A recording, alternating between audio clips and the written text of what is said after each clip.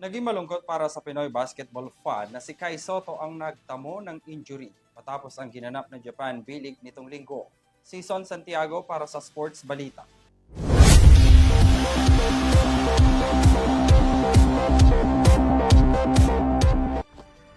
Isang dagok para sa karera ng Filipino basketball prodigy na si Kai Sotto matapos ito magtamo ng anterior cruciate ligament o ACL injury sa Japan B-League nitong linggo.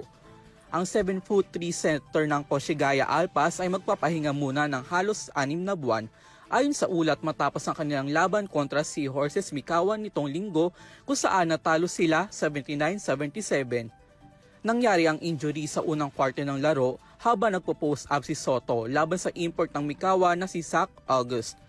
Ang injury na ito ay isang malaking balakid para kay Sotto na nakapagtala na ng kanyang career best average na 13.8 points, 9.6 rebounds, 2 assists at 1.1 blocks per game. Sa isang Instagram post, inamin ni Sotto ang lungkot na dulot nito.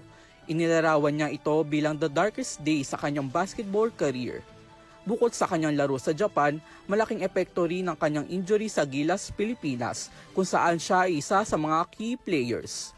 Ayon kay Gilas head coach Tim Cone, malaking adjustment ang kanilang gagawin para sa nalalapit na FIBA Asia Cup qualifiers sa Pebrero, kung saan makakalaban nila ang Chinese Taipei at New Zealand. Papalitan ni Japet Aguilar at Mason Amos ang posisyon ng Pinoy prodigy bilang pangunahing big men ng Gilas. Para sa EuroTV News, Son Santiago, sumasaludo sa bawat Pilipino.